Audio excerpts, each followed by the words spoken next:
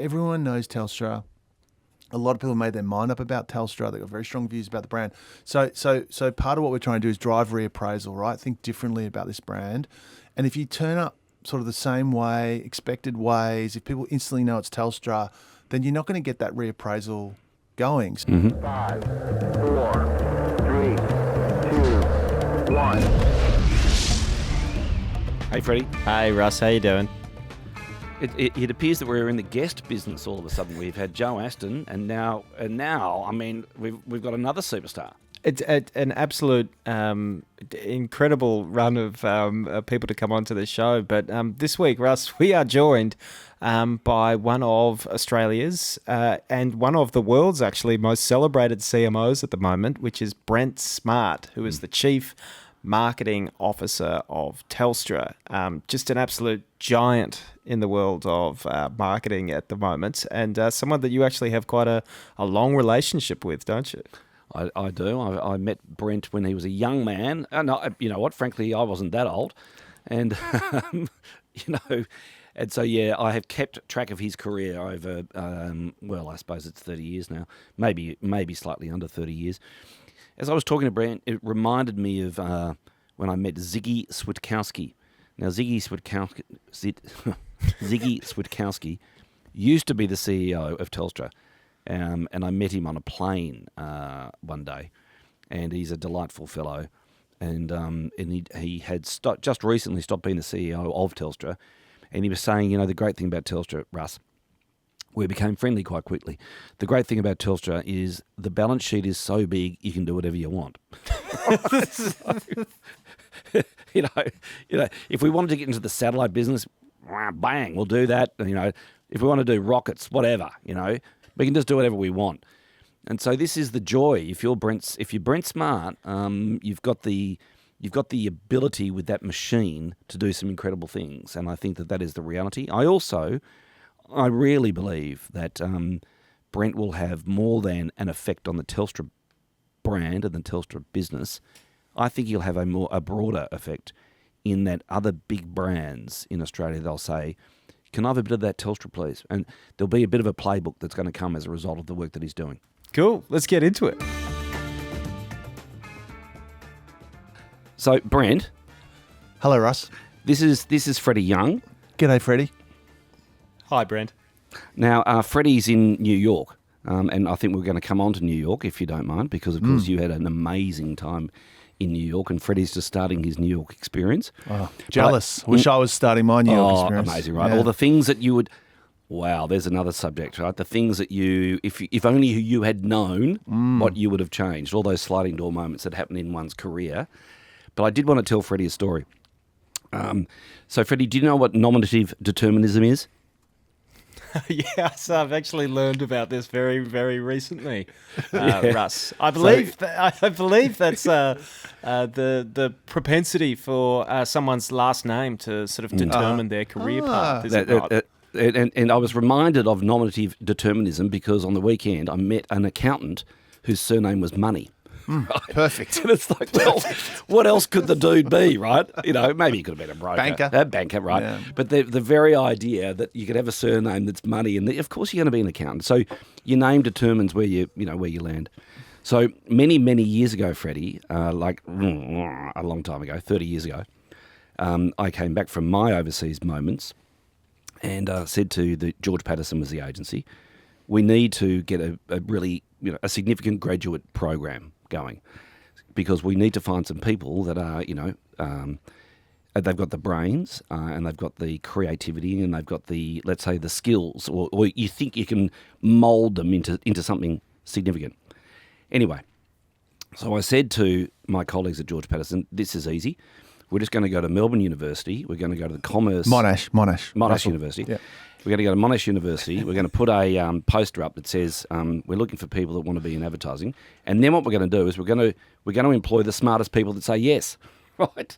So when I sort of read a CV with a dude whose name was Smart, I thought, well, this is easy. We'll just employ Brent Smart.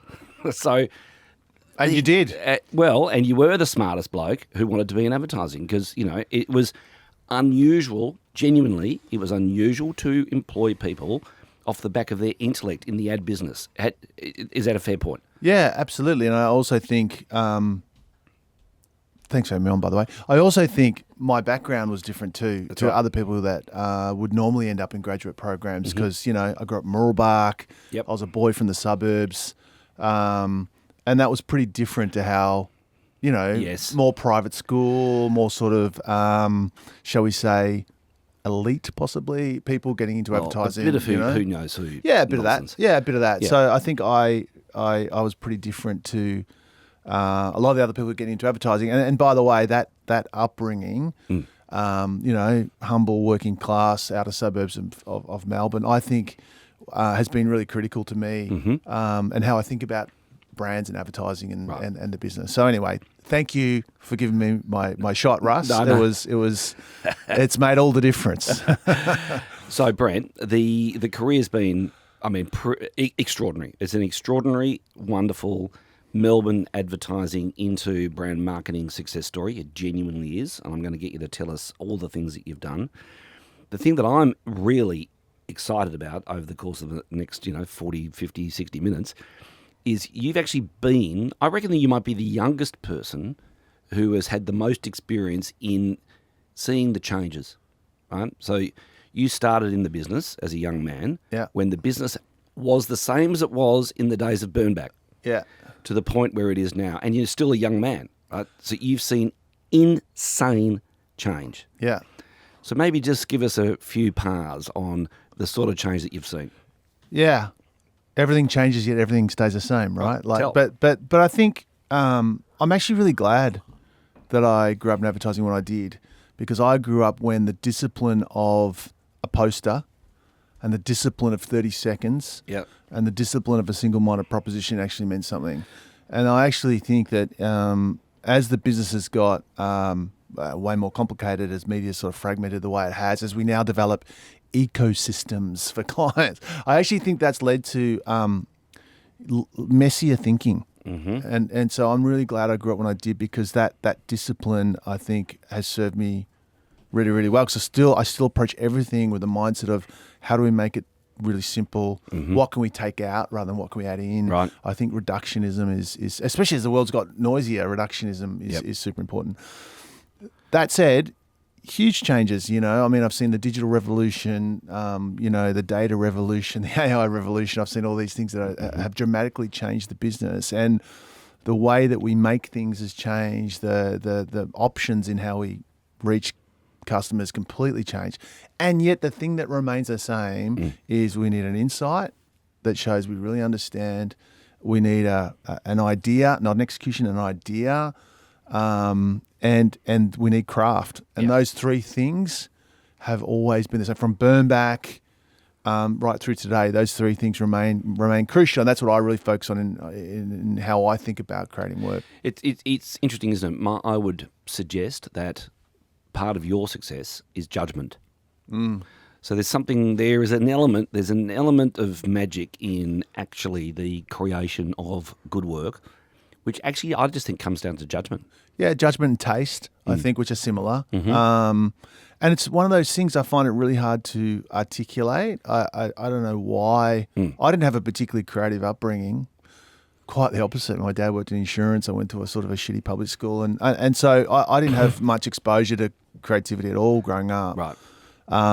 And for some reason, I don't know, I find it hard to describe. I always felt really comfortable around ideas. I sort of knew how to talk about ideas. I certainly knew how to sell them pretty young. Yeah. And so a lot of that does come down to judgment. I think a lot of it comes down to taste. I think taste is something that's becoming more important, not less. I think as we live in this world that's just sort of full of all this, all this content. Just stuff. So much stuff, right? Flood the zone, right? Oh, there's so much of it. I think having taste that enables you to discern what's good, having taste which enables you sort of to curate what's good, I think it makes a massive difference. And I do think, I think you've seen a lot of advertising. It's just being created without enough taste and without enough discernment and now without enough restraint. Okay. I think it's really important. So, Brent, I want you to give us a quick CV. Yeah.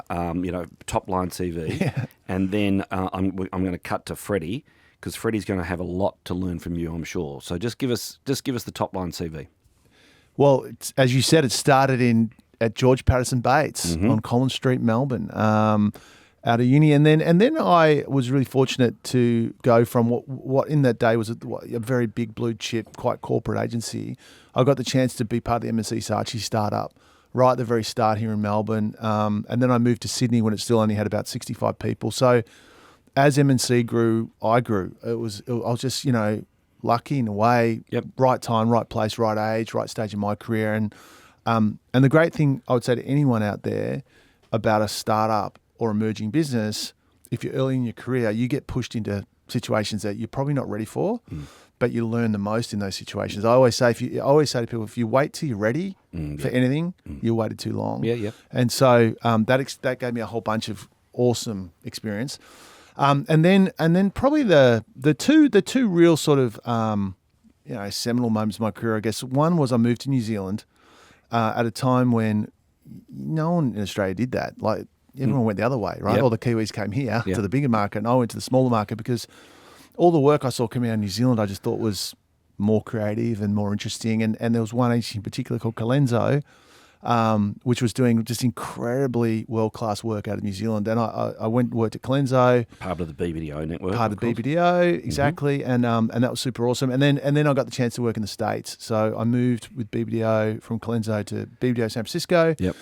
Then from there I moved to Saatchi, New York, which is where I got to work on, some of the biggest brands in America, Tide, Cheerios, Walmart, and I got to do Super Bowl spots and sort of all the things I'd always dreamed of as a young kid in advertising.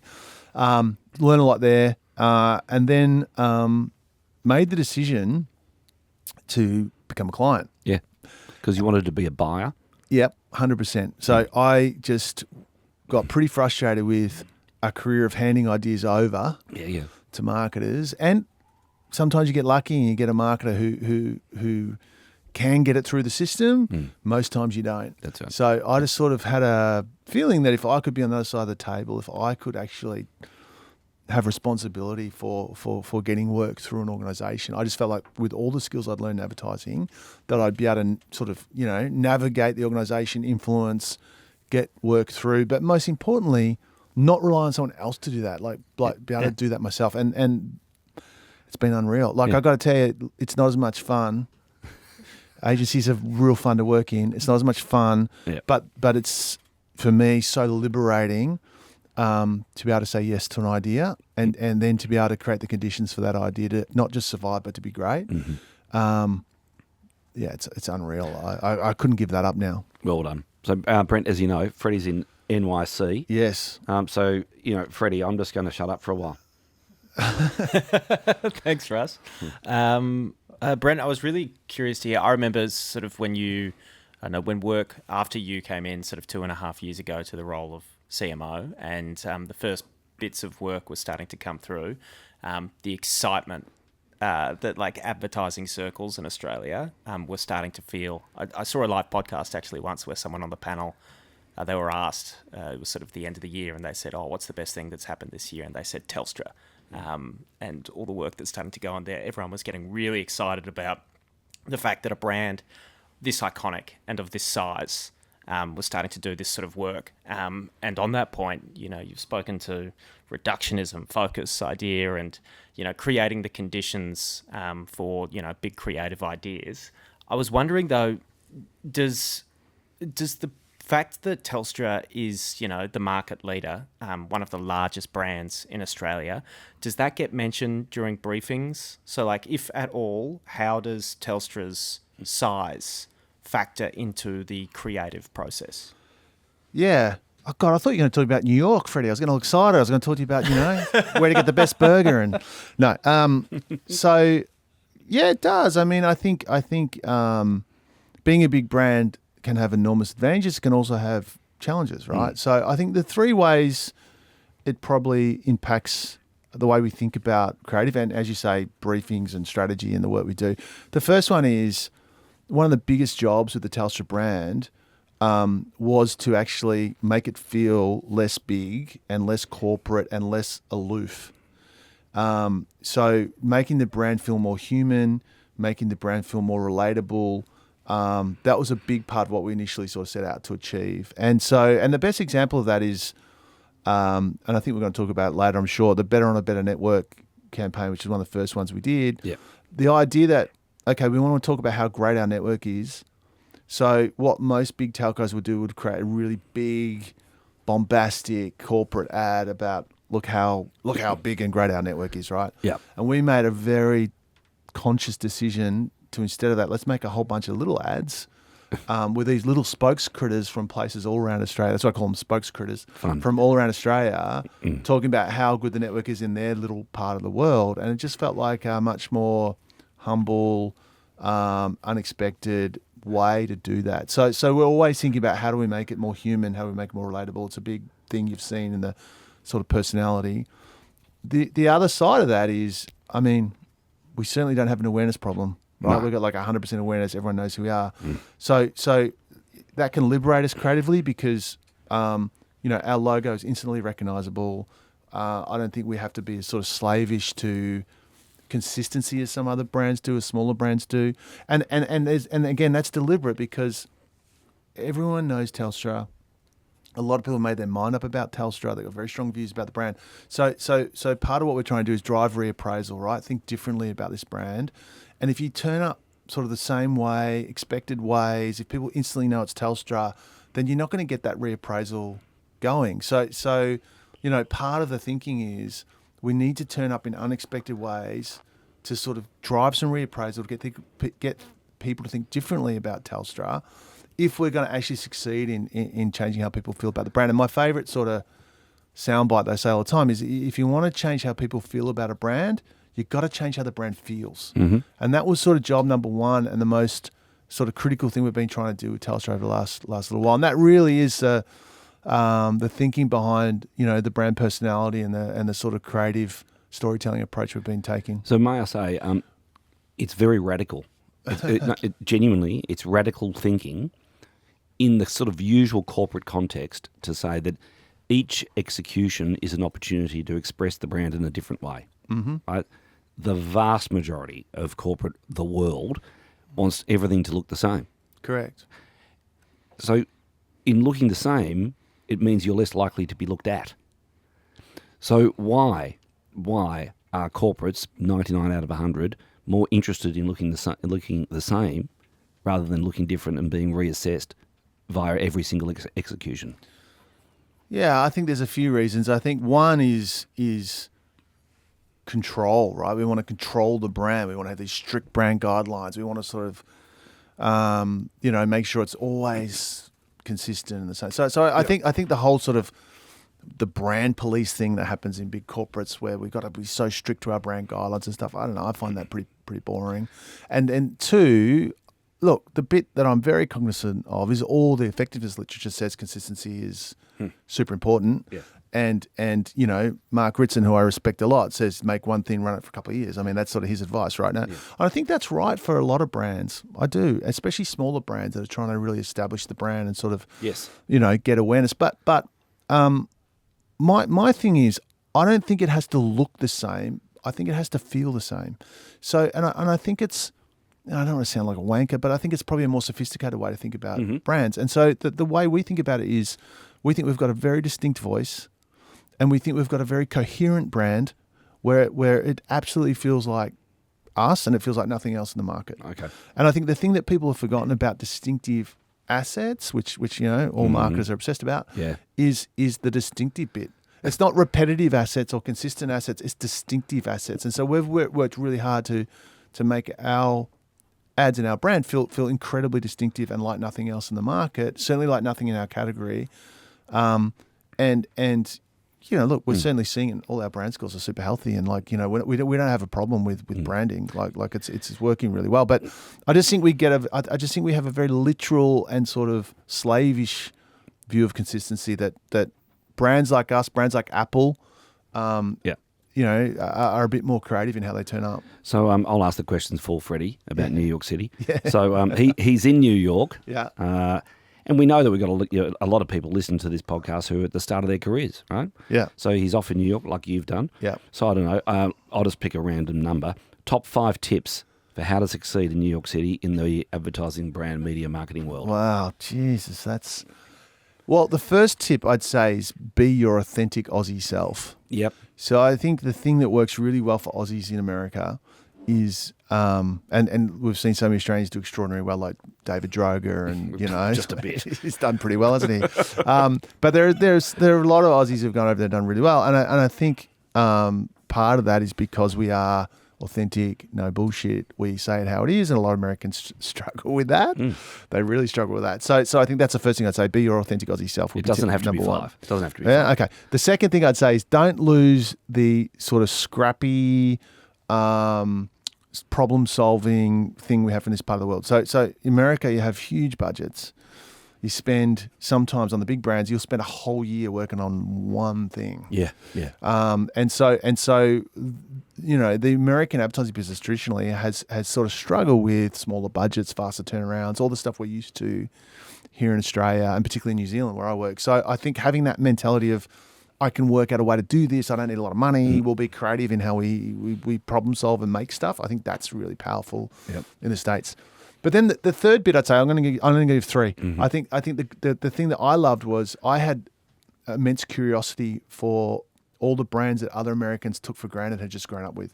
So one of the big things I did that changed my career in America was I went and worked on General Mills, which was a pretty... Oh, yeah. No one was dying to work on General Mills. It's like cake mix. No, it's cake mix and cereal and this thing called Hamburger Helper. They have a product in America where you add it to your hamburgers to sort of... I don't know. Make it better for you. Make more. Yeah, not make it better for you.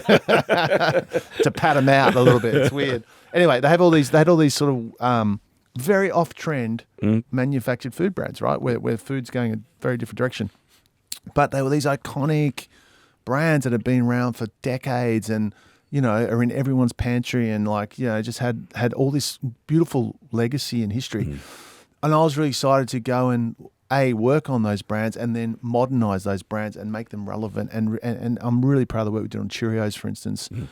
So I would say that there are these brands over there that sort of a lot of Americans, they've grown up with them and they kind of take it for granted. As someone new to the market, I think you can bring a sort of a whole new way of looking at those kind of brands. And I think that's super powerful. So I know there's three things.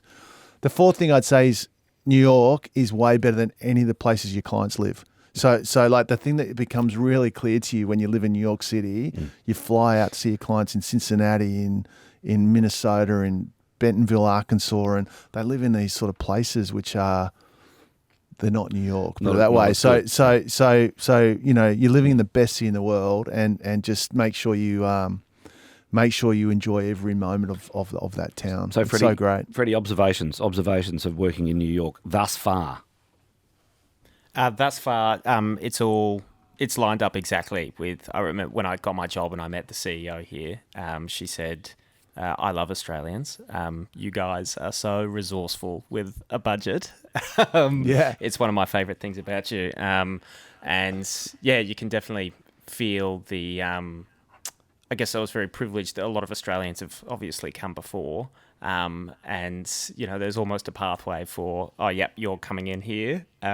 We sort of like the way you guys think. So a lot of that resonates. And also I got goosebumps just now when you were speaking about General Mills. It's one of my favorite companies on earth historically.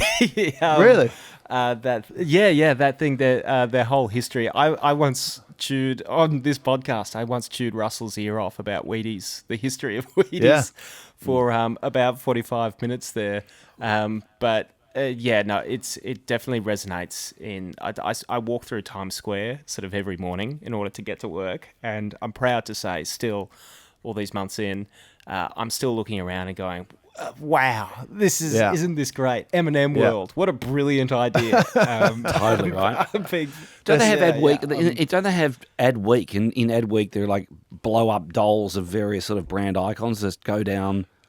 You're not getting the Macy's parade confused with Maybe Advertising Week, but I don't know. But they the point is they love brands and they love marketing, and there's pride in it in America.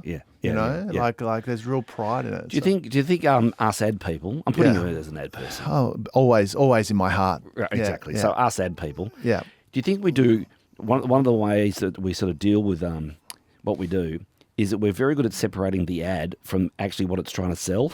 Like in our own mind, like we happily get involved with some sort of hamburger filler purely because we just want to make a great commercial. A little bit. I mean, I do think it helps when you. I think it helps when you feel connected a little bit to the company and the purpose you're working for. Yeah. You know, I think it helps. But I think in the end, I believe in the power of creativity to transform businesses, and I am actually drawn to, legacy brands, low involvement categories. Like I love all that stuff because I think that's where creativity can have such a huge impact on how people feel about the brand or business, and can totally change the fortunes of the business. I mean, my first CMO job, NRMA insurance, so I'm drawn to those kind of challenges. So it's probably more that for me. It's like how do you bring the power of creativity to these sort of categories or products or brands which a little bit low involvement, not that sexy, as much as it would be great to work at Apple or Nike or one of those sort of brands, like I kind of feel like I like the challenge in probably the less sexy sort of categories. Why does can matter? Can matters for me because I want to be world class, and I think I set an ambition when I came to Telstra that we wanted to be the most creative brand from this part of the world. Yeah. Now the reason for that ambition is because we all know more creative equals more effective, right? And that's been proven through all the literature and all the research, but also in a world where there's more and more content, and yet every customer you ever talk to in any bit of research says, "I've got no time." Right? So you got infinite content, finite time. That challenge means you have to be creative. Right. It's a must. It's a must-have. Okay. It's not a choice. So the reason I want to be the most creative brand for this part of the world is I want to be the most effective brand for this part of the world. But the question then is, how do you measure most creative brand from this part of the world? You need a way to measure it. So for me, that's Can. Yeah. Right. It's about doing world-class work from this part of the world, being measured against the best and most creative brands in the world. So it matters for me from that perspective. It matters to our agency partners because we all know creative people have a need to be recognised and validated and win awards, but it's very motivating for creative people. And if you want the best creative talent work on your business, then the chance to do that kind of work is very motivating for them. And I want creative people to really want to work on our business and feel incredibly motivated to work on our business. So they're the two reasons I think it matters. Freddie? Speaking of Can, so this year we mentioned it before, but Better on a Better Network, which I just have to gush for a second. It's like one of my favorite things I've seen in recent years. Oh, thank you, Freddie. Thank you. I've just got a gush, if I may. But I'm not alone in this because obviously it won the coveted Film Craft Grand Prix award, beating out something like 1,500 other entries for the category. So craft, you've mentioned it a few times and how important it is to what you guys do. I was wondering, like, when you came into the role and you were speaking with sort of, other executives within the business, what were some of those early conversations like? How did you introduce this idea that, hey, we're going to get, Wes Anderson's animator and we're actually going to spend a lot of time and energy and budget on making sure that this looks beautiful? Like, how did you go about those conversations? Well, I didn't say that. You wouldn't say that, would you? So you go to the CEO and say, "Hey, here's what I'm going to do. I'm going to get Wes Anderson's animation director and spend 7 months making some ads." Well, I think the first important piece before you even get to craft is clearly positioning why we want to be creative, right? And aside from the earlier bit I said around effectiveness, like more creative is more effective, right? That's a great reason to be creative, and that's the really important way I think to frame creativity up to any CEO, CFO, leadership team, right? Like that's a really important framing, right? Because who doesn't want to be more effective? Who doesn't want to be more commercial? I don't want to be creative to win awards. I want to be creative because it's the best commercial decision I can make as a marketer. And that's really important you frame it. So that's the first sort of conversation. And I think then the second piece was, Telstra had some reputational challenges. Like, I mean, you don't, everyone knows that, right? Like, I mean, when the lists come out of the unfortunately least trusted brands, we're unfortunately on it, and our reputation isn't where we think it should be. And so when I first met the leadership of Telstra, there was incredible confidence inside the business, and there was a great culture inside the business, and they'd done incredible work really reinventing the customer experience. Yeah. Like NPS scores were really high, complaints are the lowest they've been ever, and there was delivering really good results, and so there was real confidence inside the business, and yet as an outsider, I said, I don't feel that. No. I don't feel that. And so I think it's super important that if we're going to move the reputation of the company, it can't just be through customer experience, because only customers feel that. Reputations are built by everyone, and normally built by the non-customers who don't choose you and who actually have a more of a maybe negative view of you. That's who you got to move if you want to move your reputation. So the idea that if we're going to move non-customers, there's only one way to do it: brand. And if we're going to drive reappraisal of these people, we've got to be creative, and we've got to turn up in a new way. And thirdly, this confidence and sort of great internal culture, we've got to feel that on the outside by being more confident in sort of how we build the brand, talk as a brand. So that was the conversation internally that's led to a lot of the creative work. Now, to talk about craft specifically, because I'm very passionate about craft. Craft is the membrane between your brand and your audience, right? It's the contact surface. It's the first way they feel your brand. Johnny Ives says that, people can sense the level of care that's gone into things, right? This is the guy that invented designed the iPhone, right? So he's got a pretty good understanding.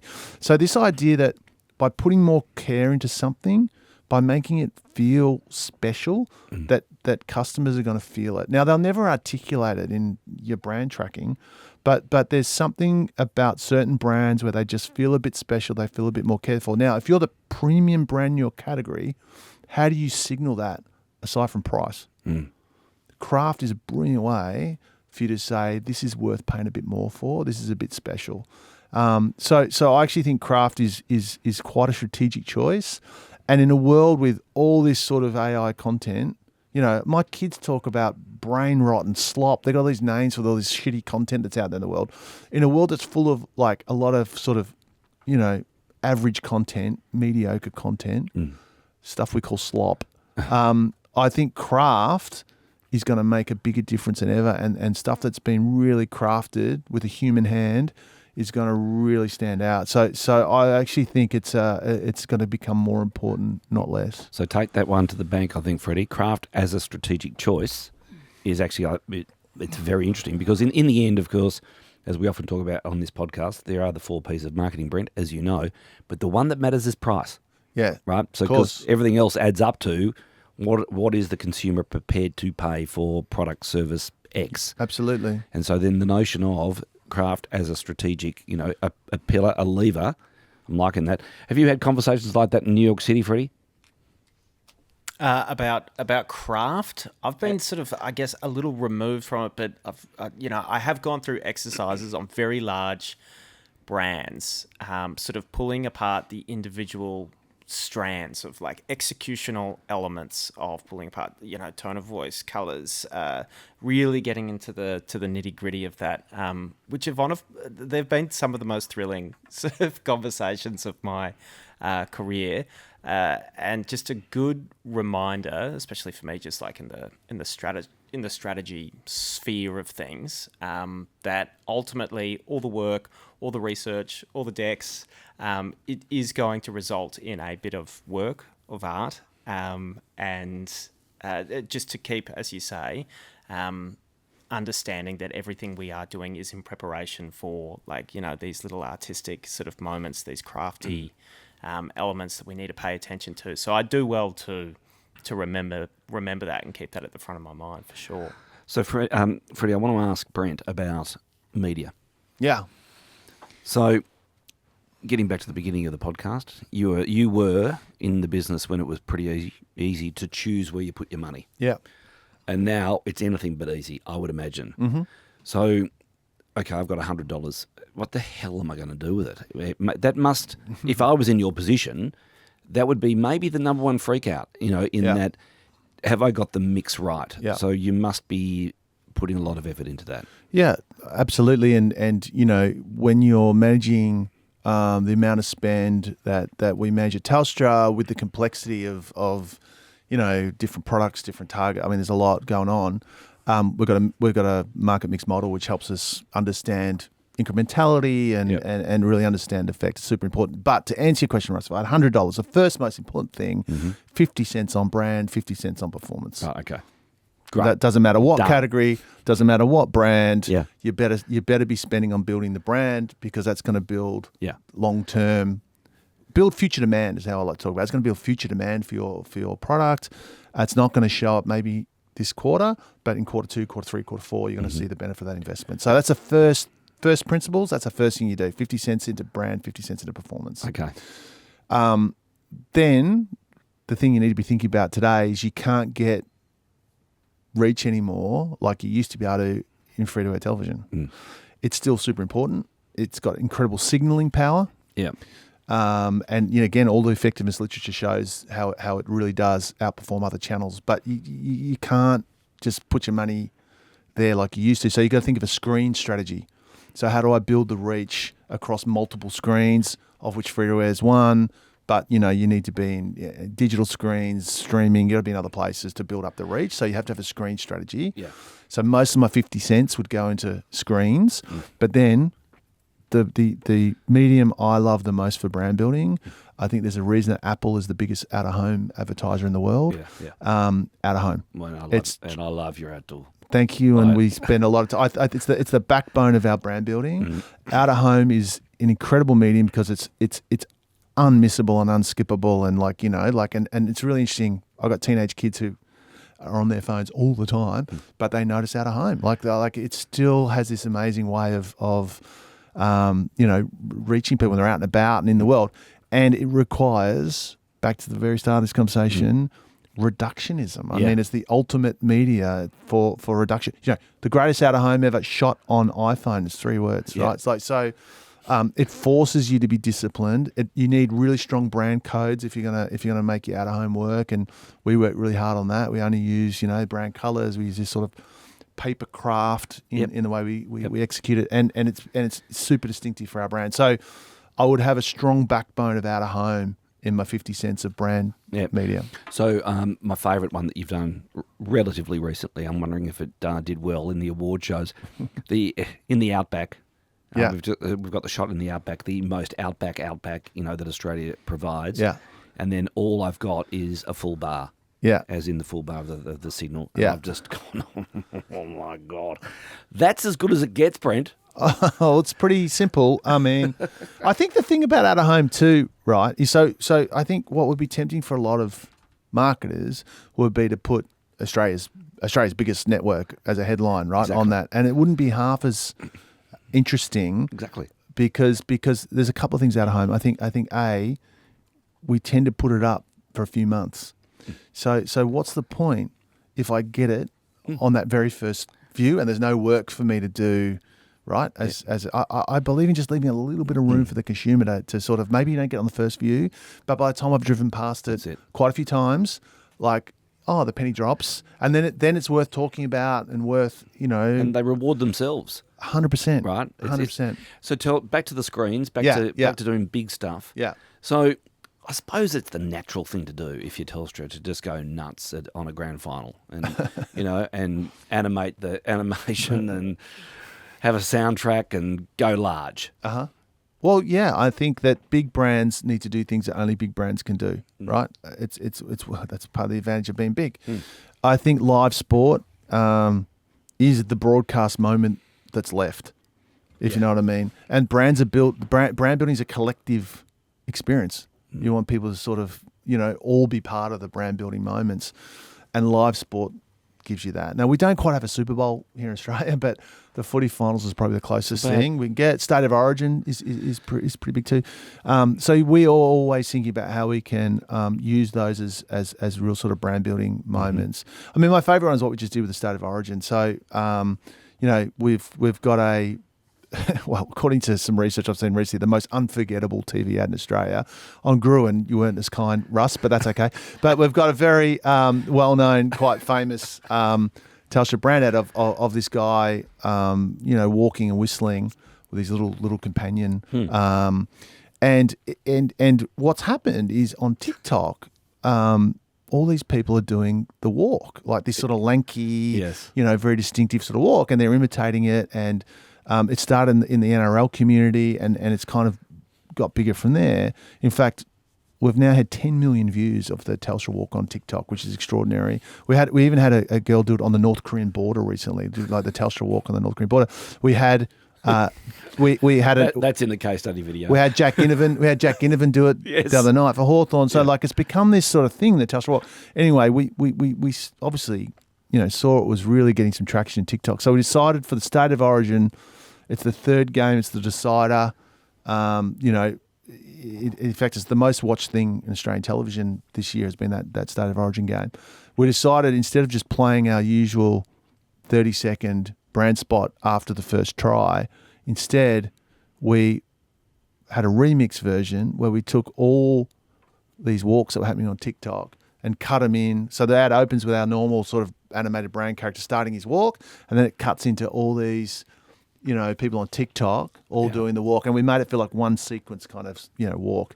And we dropped that, and it just sort of fueled the whole thing again. And the amount of feedback I've had from people that their kids jump up and do the walk whenever they see the ad, or there's been great videos of kids walking out of their exams and they feel like they've aced it, so they're doing the Telstra walk and whistling. It's just become this thing in culture, which, again, I mean, I'd love to sit here and say, yes, we designed that, we thought about that, and we didn't. It's completely organic and took us by surprise, to be honest. But I think when those things start happening, I think there's a choice we make as marketers. Do we lean in and do we sort of, become part of the conversation?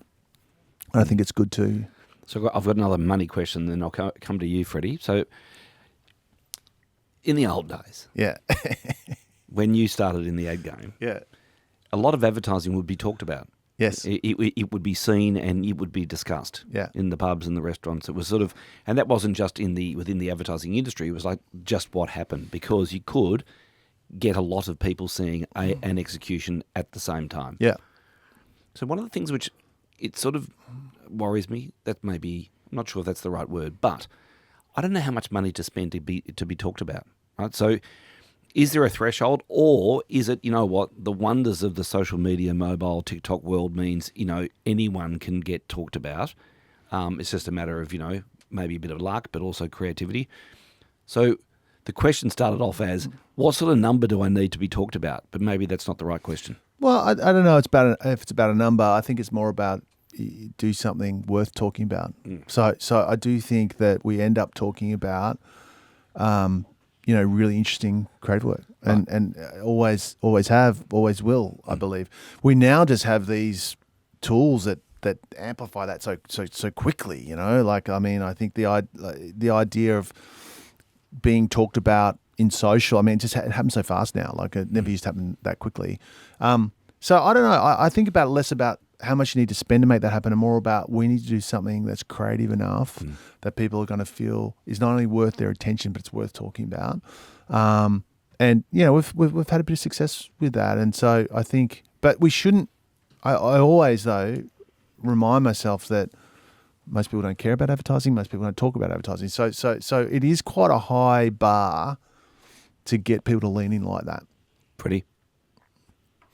We were just touching on it before. So the walk, Yeah. the animated film, that was Yeah. actually used to launch the new brand platform Wherever We Go. Yeah.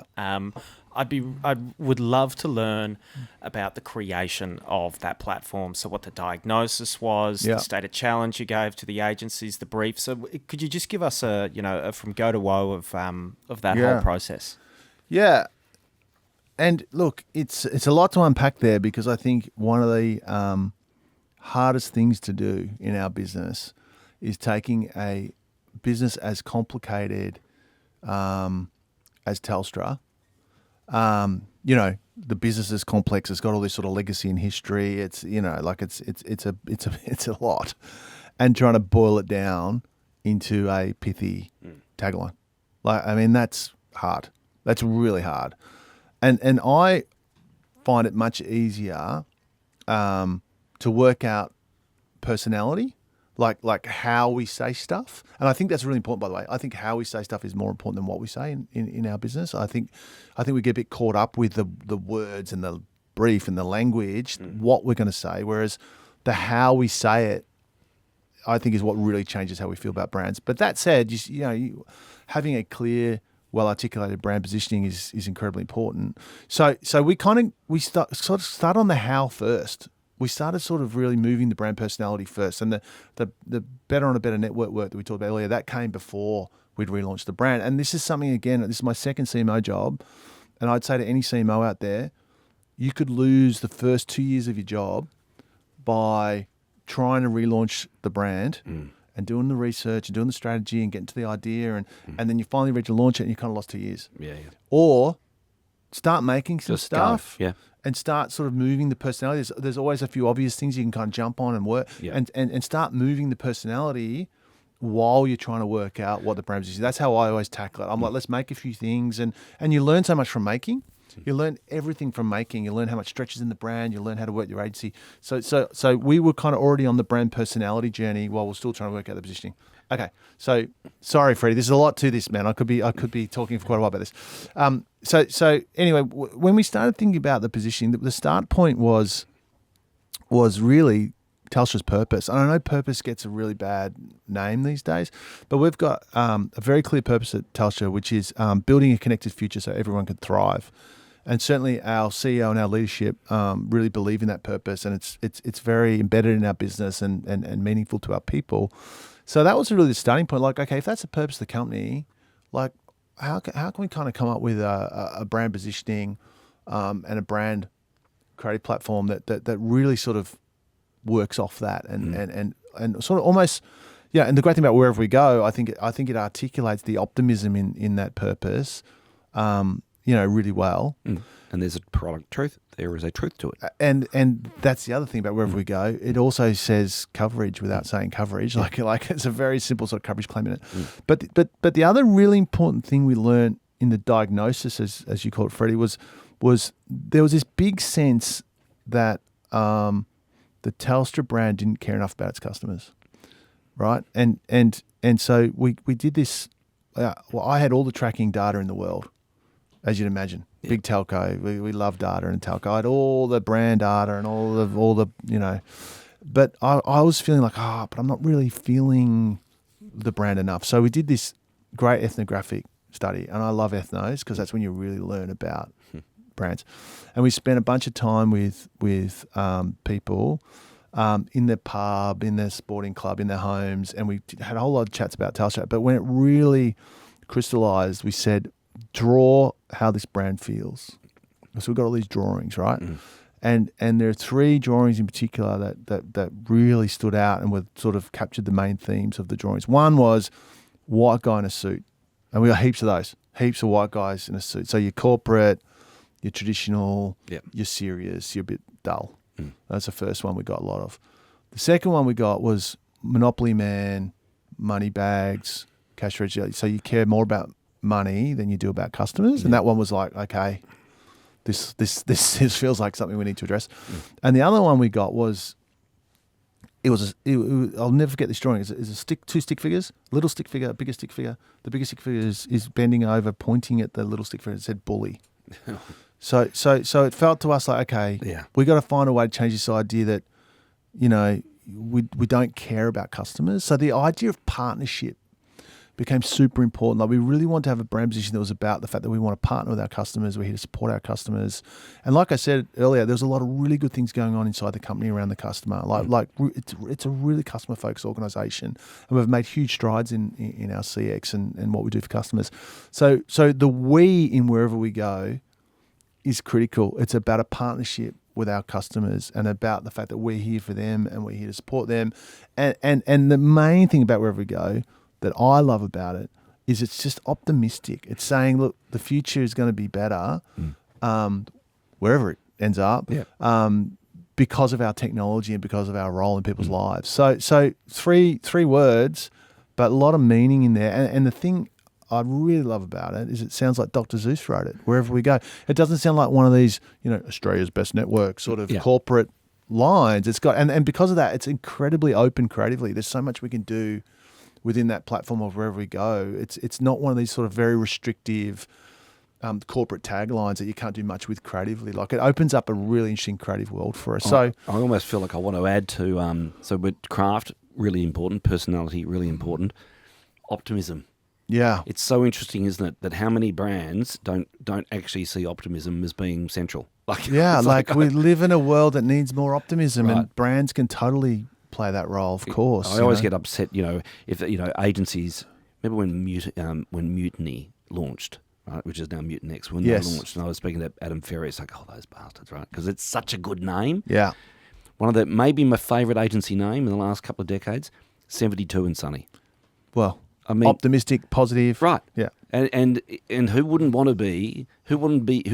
want to be involved with something which is actually purely about optimism? Yeah. Especially if you're in the brand game, right? Yeah. Because brands aren't really about being realistic. Well, some are, and you'd think from all the work you see, which is real people being real people, which is most brands in Australia. Yep. You'd think they are in the realism game, right? Exactly. Like that's why I think we try and tell stories that are more imaginative and more optimistic and just sort of a bit more interesting. And I just see a lot of brands that are holding up a mirror to their target audience, showing real customers being real customers. And I'm like, I don't need to be reminded of how boring life is. But then there's an amazing opportunity there for Telstra, to reflect optimism. 100%, and that's one of the main that's one of the main things our brand's trying to be about. Yeah, 100%. So creative DNA, I think there's something very interesting about when the big ad was done. Yeah, The big ad, there's an advertising history to the big ad. And I think getting a hold of that, there's something strange about it's almost like pop songs.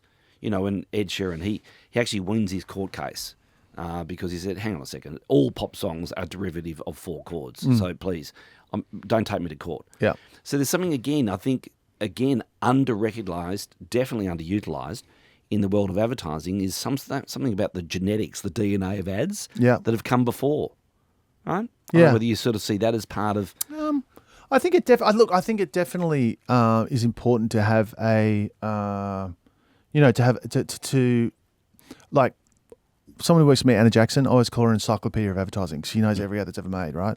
And I'm a bit similar. I think you got to really understand what's come before, what great looks like, what are the hallmarks of the sort of the really great ads, and I also find it's a really great shortcut with agencies when you're trying to sort of work out, what are we trying to do here? What sort of voice? What sort of approach? I'll be like, oh, okay, is this like a Bravia Balls kind of situation, or is it to have an encyclopedia of ads? I think is important, and in the end, it builds that thing we talked about earlier. It builds taste, It builds sort of confidence around the work. I think it's super important to understand what great looks like. Yeah. So Freddie, in BBDO New York, my assumption is that it'd be full of ad nuffies.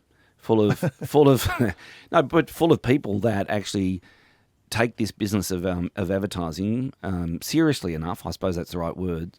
In order to consume every book that's ever been written, to consume every ad that's ever been made, to consume every trade publication. I mean, my view is that's the commitment that is required. Are you seeing people like that? Of course. It's also interesting though as well because you've got sort of two. Halves of the business, and obviously there's overlap, but you'll have your more experienced colleagues who are more in that sort of world that you're describing.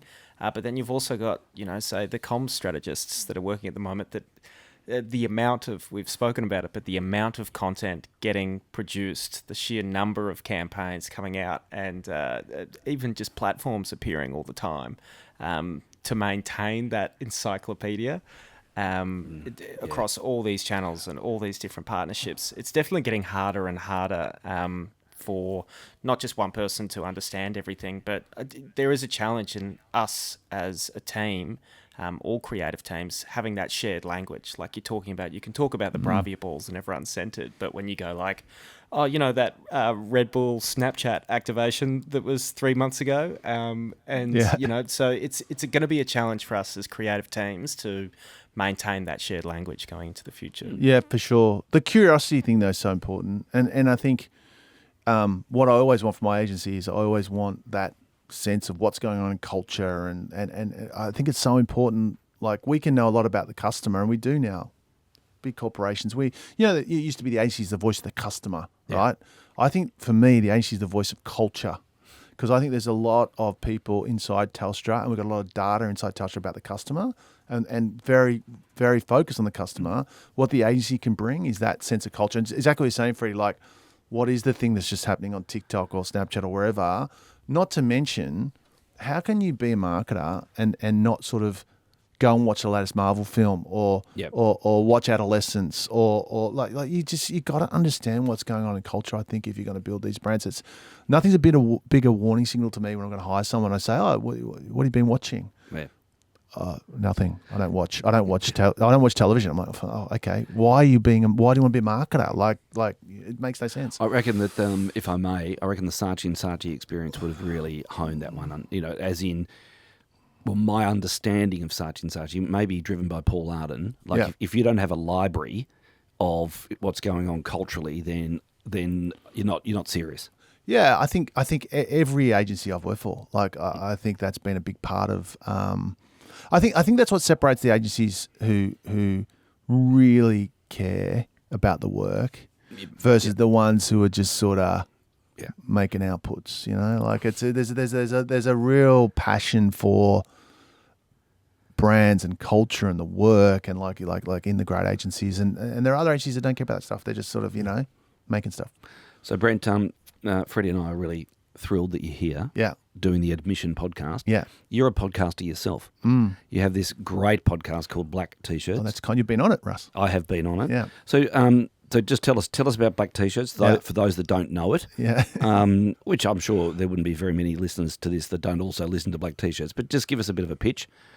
What's its purpose? What have you found out from doing Black T-Shirts? Yeah. So Black T-Shirts is all about the power of creativity to transform businesses. So we're always trying to get on people who are either creative leaders in agencies or marketers who've made creative things happen, or even more recently we've had sort of artists and other creative professionals on, but really trying to celebrate the transformative power of creativity. The challenge for us is, Adam runs a highly successful, very busy agency. I'm a CMO.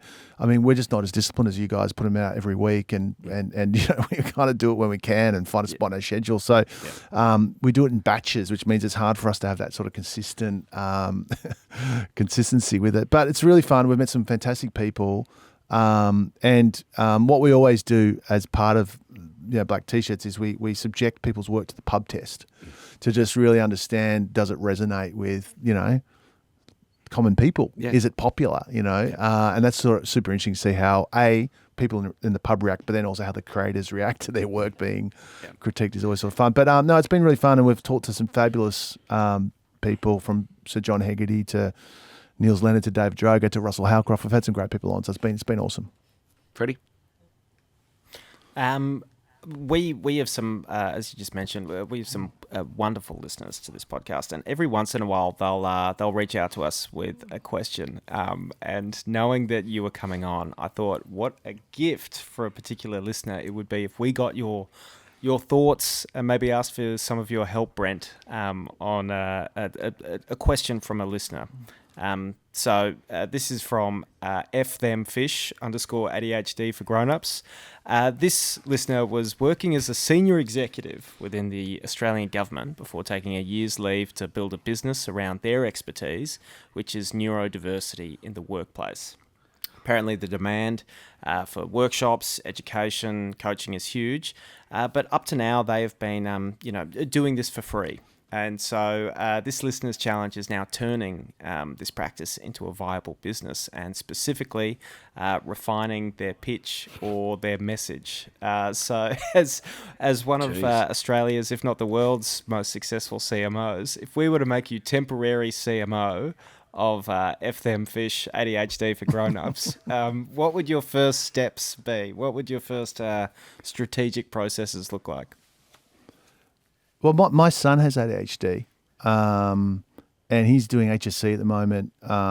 He was diagnosed when he was 8. We're living in New York, and so he's on medication and stuff.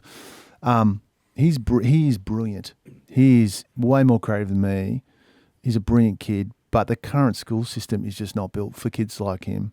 He wants to be a screenwriter, So to get into creative writing at UTS in Sydney, he needs an ATAR, needs a score, and like that means he has to get through exams, and like it's just not built for kids like him.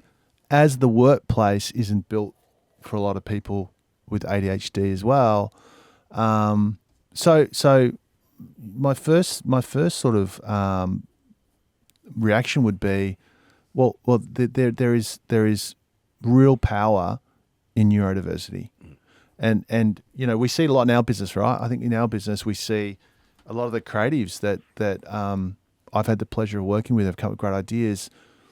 You know, I wouldn't call them sort of traditional in terms of being able to fit into traditional structures like school or business. Like they're not traditional thinkers. They're neurodiverse in their own ways. So my starting point would be there's real power in neurodiversity. And I would be really trying to, highlight that power of neurodiversity, because the fact remains that we know that businesses need to get more creative. We know they need to get more innovative. Those sort of solutions don't come from doing it the same way we've always done it, and they don't come from thinking about things the way we've always thought about it. So I think neurodiversity can bring some really interesting opportunities. But hey, look, I'd be really happy if you connect me with F them fish. Well done. I'd be happy to, workshop this a little bit and help them out a little bit, because I am personally really passionate about this, because my son, I'm seeing my son just struggle his way through HSC right now. Got it. And I'd love to help in any way I can. Good on you, Brent. I've given the business a name. Given Brilliance. Yeah. Given the optimism. So we've got a son, obviously a son. Sun's a brilliant, the notion of a shiny sun, which is a brilliant sun. Yeah. So let's just call it brilliance, because ultimately, I'm with you. The neurodivergent, the ADHD, wow, you get to see some amazing brilliance. Absolutely, and just different to what we traditionally see in schools and in businesses. And we've got to celebrate that, and we've got to give them an outlet to be their most creative self. So good to see you, Brent. Nice to meet you, Freddie. Russ, always a pleasure.